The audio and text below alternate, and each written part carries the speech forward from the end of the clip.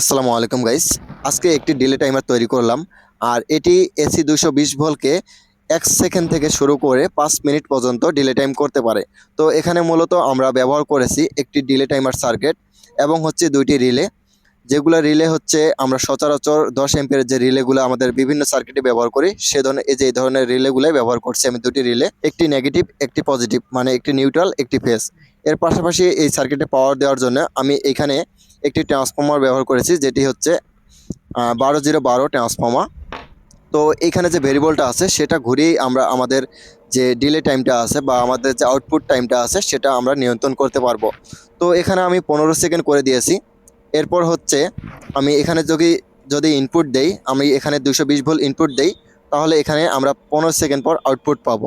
তো এটা মূলত কি কারণে আমাদের কাজে লাগে, যখন হচ্ছে আমরা আমাদের বাসা বাড়িতে অনেক দামি দামি ইলেকট্রনিক্স ডিভাইস ব্যবহার করি, তখন হচ্ছে বিদ্যুৎ যদি অনেক সময় সমস্যা করে যায় আসে বারবার, তখন হচ্ছে ডিরেক্ট আমাদের এই যে বাসা বাড়িতে সেগুলা যে ডিভাইসগুলো থাকে সেগুলো ক্ষতিগ্রস্ত হবে না।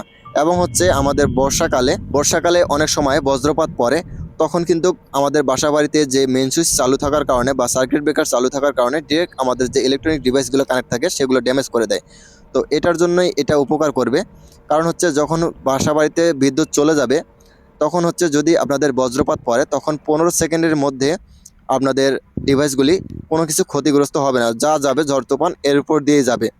এবং হচ্ছে বজ্রপাত 15 সেকেন্ড থাকে না, সামান্য কয়েক সেকেন্ড মাত্র হয়ে থাকে।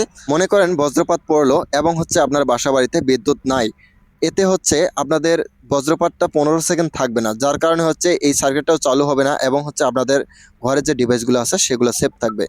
আর অনেক সময় আমাদের বাসাতে আইপিএসগুলো থাকে, আইপিএসগুলো চালু থাকে, সেগুলো সেভ থাকবে। তো ইলেকট্রনিক্স ডিভাইসগুলো সেভ করার জন্যই আমি এই সার্কিটটি তৈরি করেছি।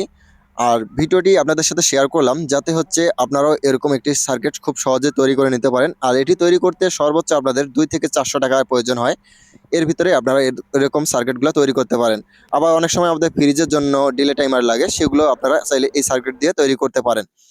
তো ভিডিওটি যদি ভালো লেগে থাকে অবশ্যই আমাদের চ্যানেলটি সাবস্ক্রাইব করে ভিডিওতে লাইক কমেন্ট শেয়ার দিয়ে পাশে থাকবেন। দেখা হবে আরেকটি নতুন কোনো ভিডিওতে। ততক্ষণ পর্যন্ত সবাই ভালো থাকবেন, সুস্থ থাকবেন। আসসালামু আলাইকুম।